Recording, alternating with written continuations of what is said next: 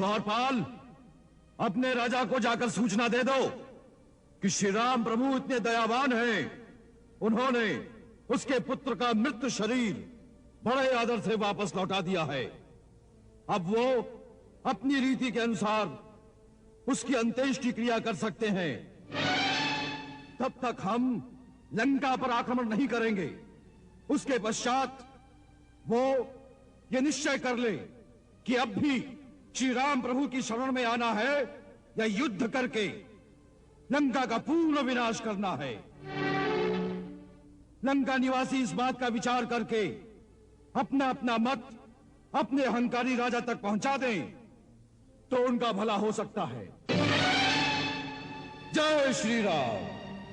अति पराक्रमी महाबली पिता भक्त युवराज, एकाकी असहाय मृत्यु द्वार पड़ा है आज। एक राजपुत्र, एक तेजवंत, एक शक्तिमान कहला के गया परम वीर की भांति, वीर के हाथ वीर गति पाके, सन्मान सहित रघुवर ने उसे भेजा निज वस्त्र उड़ा के, लंका का दीप लंका के द्वार हनुमान ने रख दिया लाके।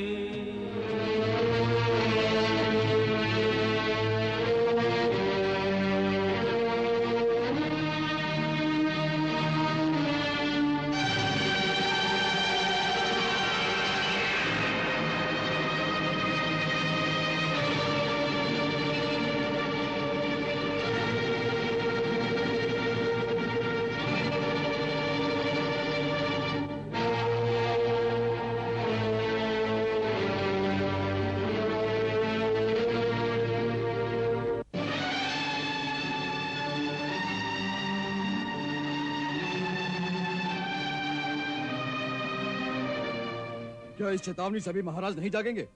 तुम्हारा अभिप्राय है कि वो हार मान ले? हार नहीं मानेंगे तो इंद्रजीत की तरह वो भी जीवित नहीं रहेंगे, फिर क्या लाभ? परंतु हार कर जीने से भी क्या लाभ? फिर तो प्रजा भी उनका आदर नहीं करेगी। प्रजा का आदर केवल वीरता पूर्वक युद्ध करने से ही नहीं मिलता, कुछ और भी गुण होने चाहिए राजा में। यदि वो इस युद्ध में जीत भी गया तो प्रजा का क्या हित होगा? उन्होंने अपनी काम वासना की पूर्ति के लिए लाखों और हजारों स्त्रियों को विधवा और माओ को पुत्रहीन कर दिया है। मुझे तो ये श्री राम कोई बहुत भले मनुष्य लगते हैं। देखो, राजकुमार के शव को निरादर से नहीं वरन अपनी स्वयं की चादर से ढांक कर भेजा है। लंकापुरी के दुर्ग का यह स्तंभ दम ढह गया, लंकेश के इस लाडले का रक्त असमय बह गया। आघात पर आघात कितने ही दशानन सह गया, पर इस कुठाराघात से ज्वालामुखी बन रह गया, पर इस कुठाराघात से ज्वालामुखी बन रह गया।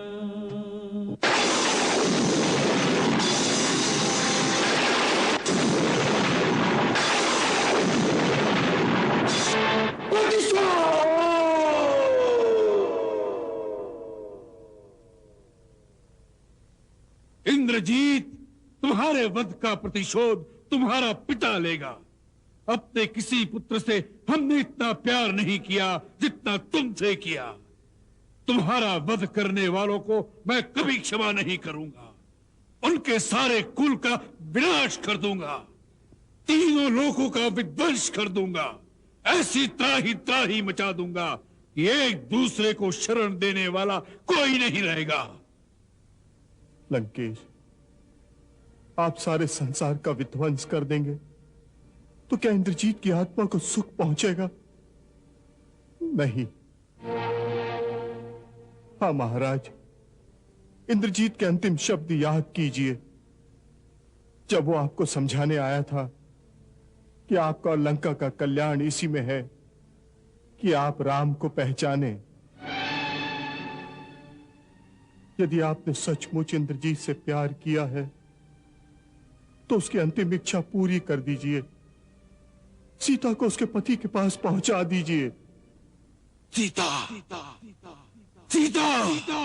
सीता, सारे अनिष्ट की जड़ सीता, सारे सर्वनाश की मूल सीता, मेघनाद की मृत्यु का कारण सीता। आज उस अनर्थ की जड़ को ही हम मिटा देंगे, सीता को ही यमलोक पहुंचा देंगे, यमलोक। सीता, एक एक करके तू हमारे कुल के समस्त योद्धाओं को खा गई है। तू नारी नहीं, पिशाचिनी है, पिशाचिनी। आज अपने पुत्र के प्राणों का मोल हम तुम्हारे प्राणों से चुकाएंगे, तुम्हारे प्राणों से। नहीं, ऐसा निंदनीय कार्य महाराज रावण को शोभा नहीं देगा। दानव राज मैं, यदि आप मेरे ससुर न होते तो जिस हाथ ने रावण का हाथ पकड़ा है, आज हम उस हाथ को ही काट देते। आज शोभा अशोभा की बात करने का समय कहां रह गया है। मेघनाद की मृत्यु ने हमें उन्मत्त कर दिया है। आज हमें आभास हो गया है कि त्रिलोक विजयी रावण के कुल के विनाश का मूल कारण सीता ही है। आज हम उस विनाश की जड़ को ही उखाड़ देंगे, दानव राज, उस जड़ को ही उखाड़ देंगे। भगवान शिव के द्वारा दी हुई इस चंद्रहास से एक निर्बल अपने अधीन नारी का वध करके अपनी कीर्ति को कलंकित करोगे? दानव राज, वह नारी ही तो हमारी कीर्ति का सबसे बड़ा कलंक बन चुकी है। हमारी सुख शांति, ऐश्वर्य और भरे पूरे परिवार के सर्वनाश का कारण है। उसे मिटाकर अंतर में धधकती प्रतिहिंसा की ज्वाला तो ठंडी हो जाएगी। हे दशानन, जिस चंद्रहास से तुमने दिग दिगंत में अपने पराक्रम की धाक जमा दी, जिसकी धार से तुमने इंद्र कुबेर दिग्पालों के शीश अपने चरणों में झुका लिए, उसे एक निर्दोष निरीह नारी के रक्त से रंजित करोगे तो तुम्हारे आराध्य भगवान महादेव भी तुम्हें क्षमा नहीं करेंगे। स्त्री हत्या से बड़ा पाप, अधर्म और कायरता दूसरी नहीं। नहीं, सीता जैसी अमंगलकारी स्त्री का वध कोई पाप नहीं। वो इस योग्य नहीं कि उसके लिए इतना मोल चुकाया जाए। नहीं बस, आज जो हम मोल चुका रहे हैं वो सीता का मोल नहीं चुका रहे, लंका की रक्षा का मोल चुका रहे हैं। यदि इंद्रजीत और पूज्य माल्यवान के संधि के परामर्श को आप नहीं मानते तो दूसरे दृष्टिकोण से सोचिए। शत्रु ने राक्षस जाति को मिटाने के लिए आक्रमण किया है। हमें अपनी जाति और उसके गौरव की रक्षा करनी है। इस समय यह आवश्यक है कि हमारा राजा कोई ऐसा कार्य न करे जिससे हमारी जाति के गौरव को कोई धब्बा लगे।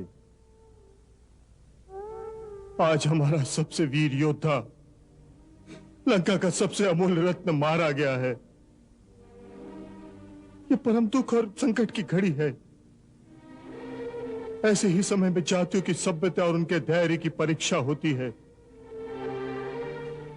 यदि आप सीता का इस निस्सहाय अवस्था में वध कर देंगे तो सब कहेंगे कि रावण युद्ध में राम से टक्कर नहीं ले सका, तो एक निस्सहाय स्त्री का वध करके अपनी वीरता दिखा रहा है। लंकेश, यह धैर्य धारण करने का समय है। इस समय सारी लंका आपके मुंह की ओर देख रही है कि उसके राजा में कितना साहस, कितना धैर्य है। अब आपके कंधों पर लंका की रक्षा का सारा उत्तरदायित्व आ पड़ा है। क्या महान रावण अपने उत्तरदायित्व को संभालेगा या नहीं? अवश्य संभालेगा। दशानन, एक बार फिर सोच लीजिए। राजा का उत्तरदायित्व यह भी है कि अपनी प्रजा के हित के लिए अपने अहंकार की बलि देकर भी शत्रु से संधि कर ले, जिससे उसकी प्रजा का संहार होने से बच जाए। अपनी प्रजा को संहार से बचाने की शक्ति अब भी अकेले रावण में है दानवराज। क्या लंकावासी ये नहीं जानते कि उनका राजा तीनों लोकों का विजेता है? न रावण के बाहु निर्बल हुए हैं, न उसके अस्त्र शस्त्र कुंद हो गए हैं। जाओ उनसे जाकर कह दो हमें सेना की कोई आवश्यकता नहीं, हम अकेले ही संसार की सारी सेनाओं का संहार कर सकते हैं। कल हम युद्ध में अपने अजय रथ पर निकलेंगे, जिसे देवता भी परास्त नहीं कर सकते। फिर उन दो बेचारे मानवों की क्या शक्ति। बस बहुत हो चुका उनसे खिलवाड़। अब उन दोनों का अंत समय आ गया है। उन दोनों का अंत समय आ गया है। दोनों का अंत समय आ गया है। आ गया है।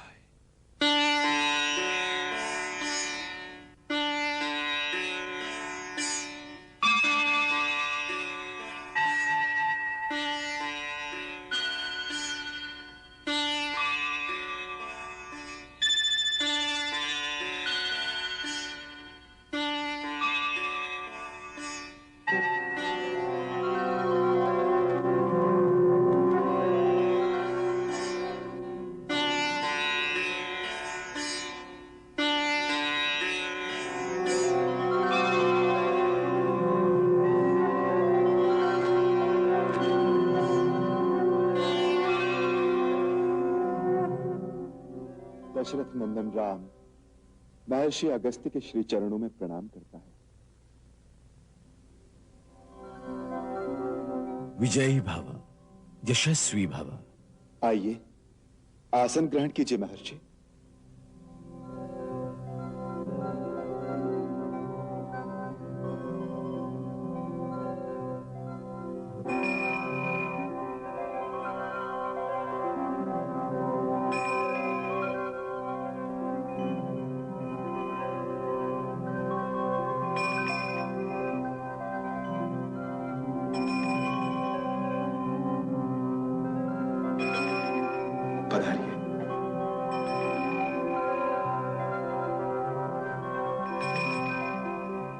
आपने ऐसे समय में दर्शन दिए, मैं आपका बहुत आभारी हूं।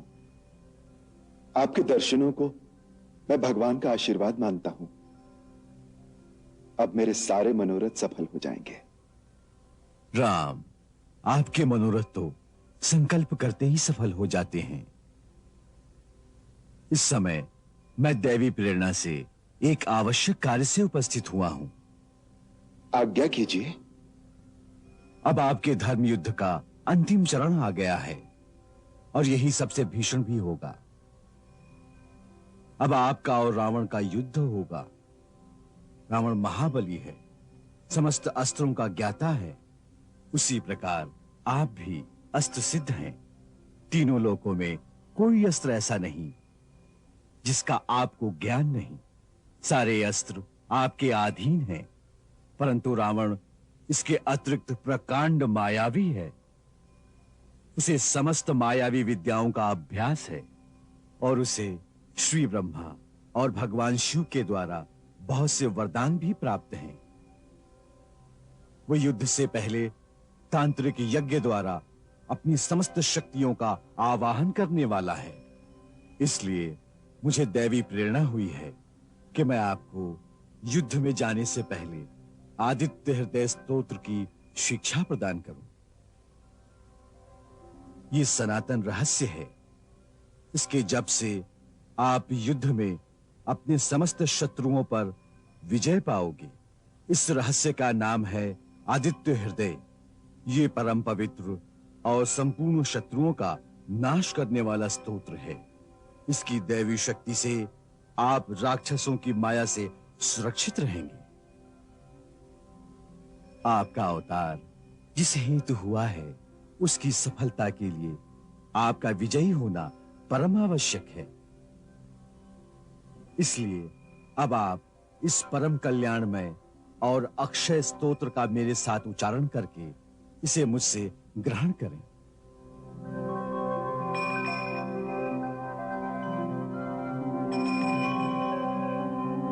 ओम ब्रह्मस्य स्तोत्र आगस्त्य ऋषि अनुष्टुप छन्दः आदित्य हृदय भूतो भगवान् ब्रह्म देवता निरस्ता शेष विघ्नतया ब्रह्म विद्या सिद्धौ सर्वत्र जय सिद्धौ च विनियोग।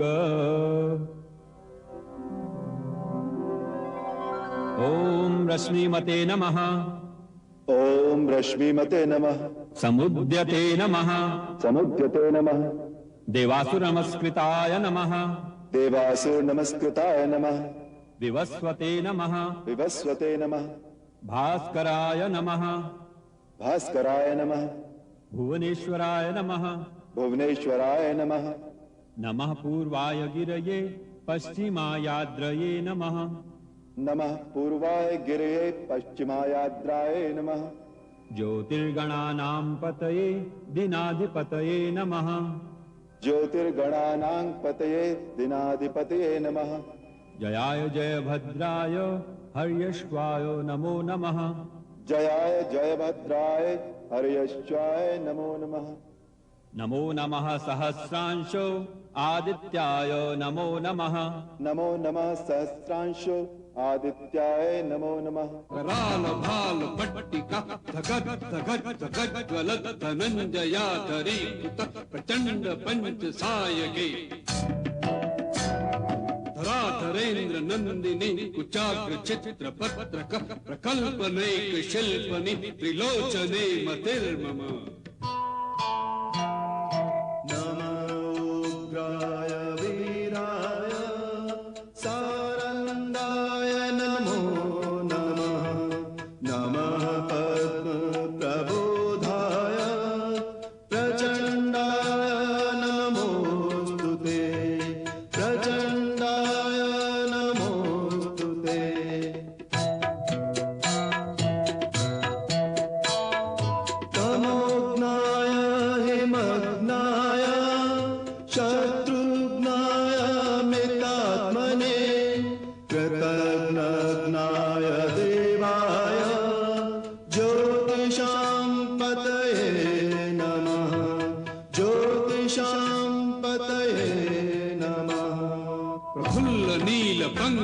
प्रपंच काली मच्छटा विडंबि कंठ कंधर रुचि प्रबंध कंधरम।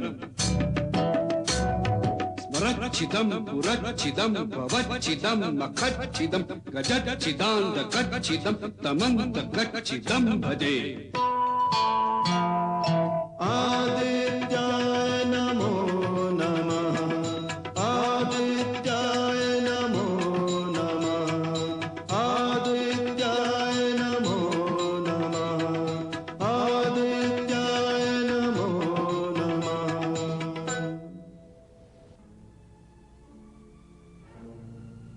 नाना जी, यह कवच हमें ब्रह्मा जी ने प्रदान किया था। हमने 1000 वर्ष तक कठोर तपस्या करके इसे प्राप्त किया है। इसे पहनने के पश्चात इंद्र भी हमारे सामने आने का साहस नहीं कर सकता, तो फिर दूसरा कौन आएगा? यह कवच अभेद है, अजय है, कोई अस्त्र इसका भेदन नहीं कर सकता। परंतु किसी अबला का श्राप तो इसके टुकड़े टुकड़े कर सकता है। हाँ नाथ, यदि कोई सती स्त्री श्राप दे तो स्वयं ब्रह्मा और शिव भी उससे किसी प्रकार से आपकी रक्षा नहीं कर सकते। फिर ये कवच क्या कर लेगा? और सीता तो परम सती स्त्री है। मुझे बस उसी से डर लगता है कि वो कहीं आपको श्राप न दे दे। वो तो महान पतिव्रता स्त्री है, उसका श्राप कभी वृथा नहीं जा सकता और वह कोई कवच आदि काम नहीं आ सकते। मैं आपकी वीरता पर संदेह नहीं कर रही। आपका सामना तो देव, दानव, गंधर्व, किन्नर कोई नहीं कर सकता। फिर केवल एक नर की शक्ति आपके सामने क्या चीज हो सकती है? परंतु एक पतिव्रता के शाप में इतनी शक्ति है कि वो एक महाशक्तिवान राजा को भी भस्म कर सकती है। इसलिए आज मेरी इतनी सी प्रार्थना स्वीकार कर लीजिए नाथ कि अशोक वाटिका से सीता को मुक्त करके उसे उसके पति के पास वापस लौटा दीजिए। महारानी मंदोदरी, यह समय सौत्या डा का नहीं, यह समय अपने देश की आन का है, लंका की, लंका निवासियों की और उन योद्धाओं की आन का है जिन्होंने लंका के नाम पर अपने प्राणों की बलि दे दी।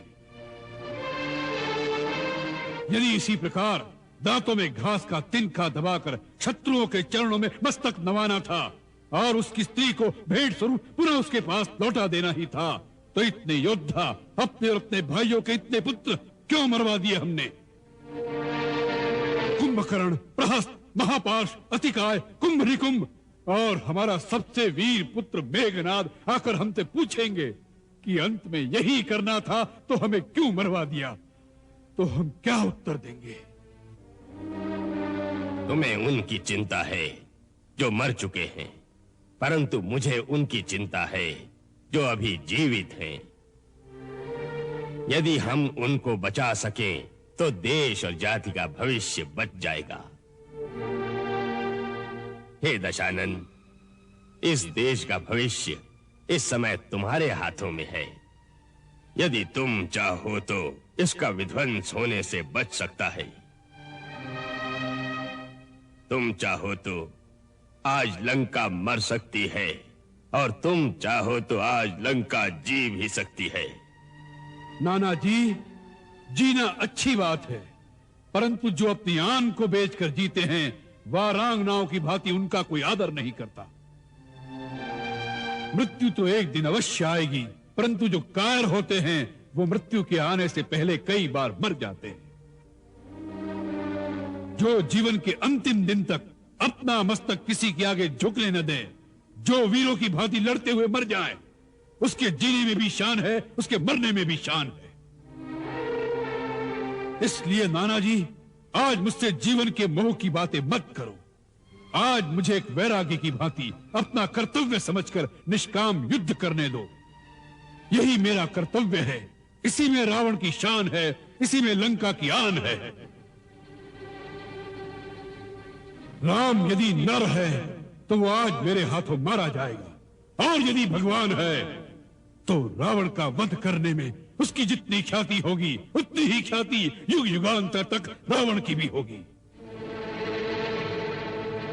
तीनों लोक और तीनों कालों में हम दोनों का नाम सर्वदा एक साथ ही लिया जाएगा। हाँ?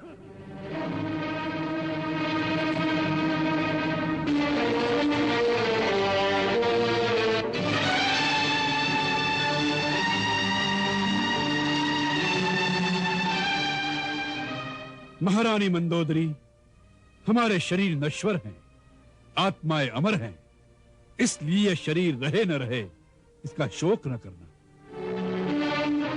केवल इतना विश्वास रखना कि तुम्हारा रावण कभी नहीं मरेगा। मरता वही है जिसकी कीर्ति मर जाती है।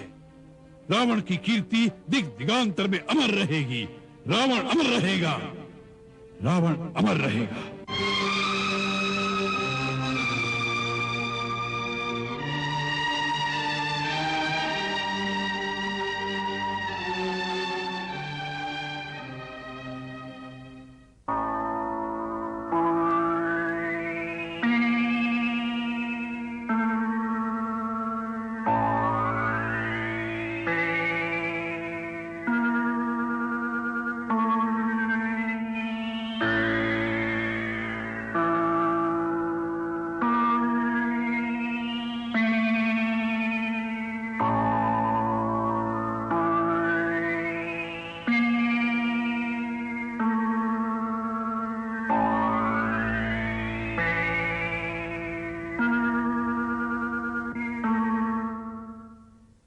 महाकाल,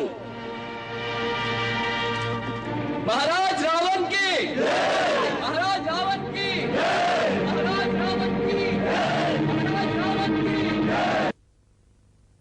लंका के शूरवीर सेनानियों, ये राक्षस जाति के इतिहास का वह क्षण है जब या तो राक्षस जाति मिट जाएगी या तीनों लोकों में उसकी जय जयकार होगी।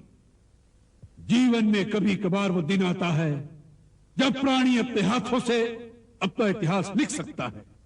आज वही दिन है जब हमें न केवल अपना अपना वरन अपनी जाति का, अपने देश का इतिहास अपने रक्त से लिखने का समय आ गया है। शत्रु का मनोबल आज बड़ा हुआ है। दुर्घष महाबली कुंभकर्ण और इंद्र विजेता मेघनाद जैसे पराक्रम वीरों को उन्होंने देशद्रोही की सहायता से पराभूत कर दिया है। परंतु वो नहीं जानते कि अपने देश की गौरव पताका को ऊंचा उठाने के लिए लंका का बच्चा बच्चा इंद्रजीत और कुंभकर्ण बनकर उन पर टूट पड़ेगा। हमने संकल्प किया है कि राम और लक्ष्मण लंका से जीवित नहीं जा सकेंगे। इसी धरती पर उनकी समाधि बन जाएगी। आज का युद्ध भीषण युद्ध होगा। जीवन और मृत्यु के इस खेल में वही हमारे साथ चले जो मृत्यु से भय न खाए। जो मृत्यु के आलिंगन से नहीं डरता वही वीरों की भांति जी सकता है। आज असुर जाति के गौरव पर, लंका की आन पर अपने राजा के साथ जो इस यज्ञ में अपने प्राणों की आहुति देने को तैयार हो वही हमारे साथ रणभूमि में आए। जो पराभव से, प्राण विसर्जन से भयभीत हो वो भी लौट जाए। हमारी ओर से आज्ञा है। लंका के बाके शूरवीरों, अब युद्ध आज्ञा और आदेश का नहीं उत्सर्ग का है। जो उत्सर्ग के लिए तैयार हो वही हमारे साथ आए। हम तैयार हैं। हम तैयार हैं। आखिरी सांस तक लड़ेंगे।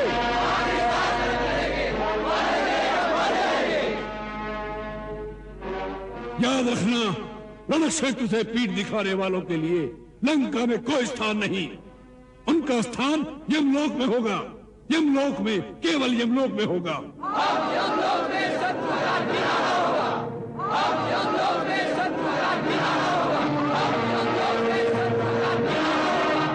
जय लंके, जय लंके, जय लंके, जय लंके।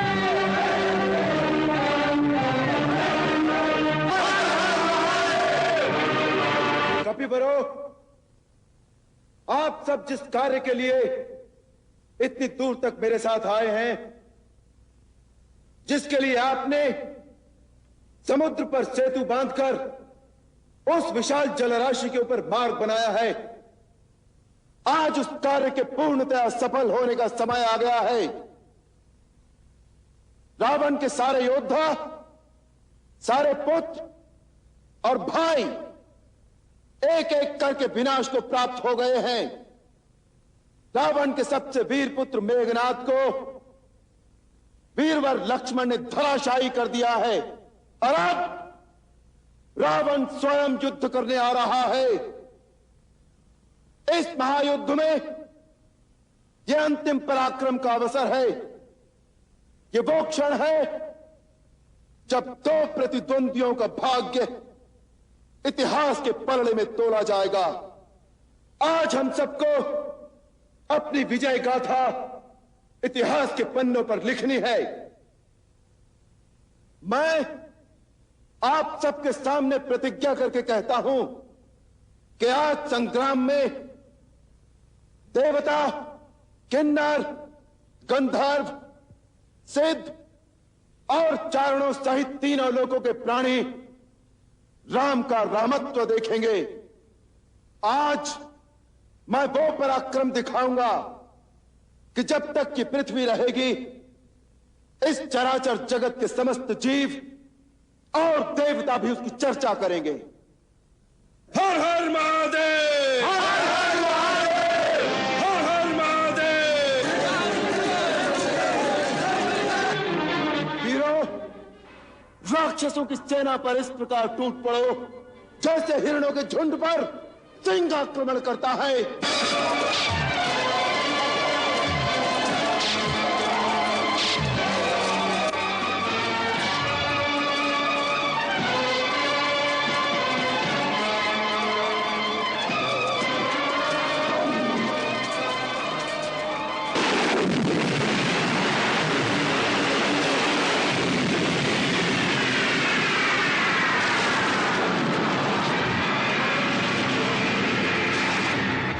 कहां है राम और लक्ष्मण? आज अपने सूर्य के समान तेजस्वी बाणों द्वारा वनवासी राम और लक्ष्मण को यमलोक पहुंचाकर मेघनाद, कुंभकर्ण, प्रहस्त आदि की मृत्यु का बदला लूंगा।